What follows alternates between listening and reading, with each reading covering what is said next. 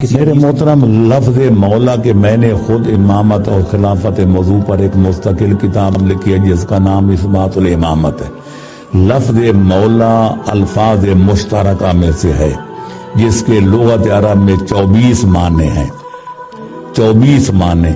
اور لفظ مشترک جب ہوتا ہے اس کا اصول یہ ہے، پڑھے لکھے سارے جانتے ہیں کہ ہر مقام پر جہاں وہ لفظ استعمال ہوگا وہاں قرینہ دیکھا جائے گا کہ اس سے مراد کون سا معنی ہے۔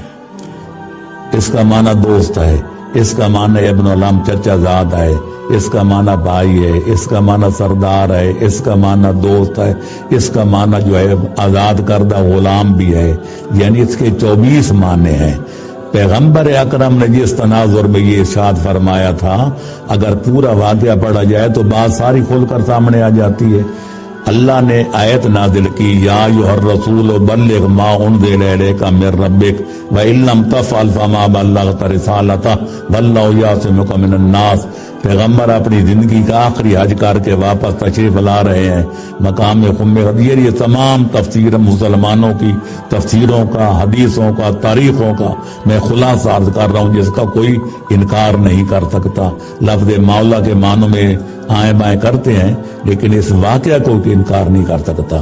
جب یہ آیت اتری اور پیغمبر اکرم اپنے صحابہ کے ساتھ مسلمانوں کے ساتھ آ رہے تھے، یمن والوں نے یمن جانا تھا، مصر والوں نے مصر جانا تھا، مکہ مدینے والوں نے پیغمبر اکرم کے ساتھ آنا تھا، اس مقام پر یہ آیت اتری۔ ابھی ظہر کا وقت نہیں ہوا تھا، عرب کے ملک کی تماظر تھے، گرمی۔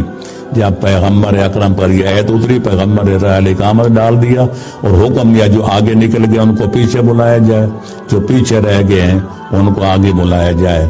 تو پیغمبر اکرم نے ایک غیر معمولی پلان اکٹھے کیے، کوئی پتھر اکٹھے کیے تو اس کے پلان پر منبر بنایا گیا، پیغمبر تشریف لے گئے، پہلے دین اسلام کا پورا خلاصہ بیان فرمایا، پھر سب سے پوچھا حل بلغت، کیا میں نے دین پہنچا دیا؟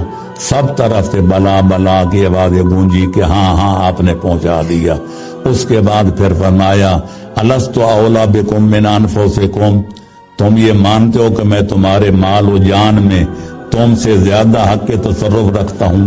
یہ قرآن کی آیت کی طرف اشارہ تھا، النبی اولی بالمؤمنین من انفسہم، کہ نبی مومنوں کے مال و جان میں ان سے زیادہ حق کے تصرف رکھتے ہیں۔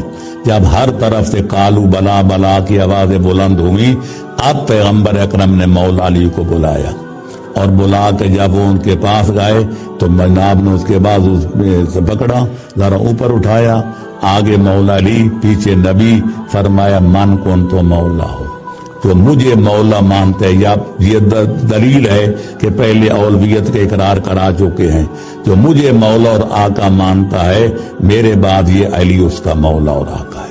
پھر لوگوں نے مبارکبادیاں دی، یہاں تک روایتوں میں ہے کہ مولا پیغمبر اکرم نے ان کے سر پر دستار ولی عہدی بندھوائی، پھر ایک خیمہ لگوایا گیا، اس میں مولا کو بٹھایا گیا اور صحابہ کرام کو حکم دیا سلموا علی علی بامرۃ المؤمنین، جا کر علی کو سلام کرو امیر المؤمنین کہہ کر۔ تو لوگوں نے مبارکبادیاں دی، السلام علیکم یا ابن ابی طالب لقد اصبحت مولا و مولا کل مومن و مومنہ۔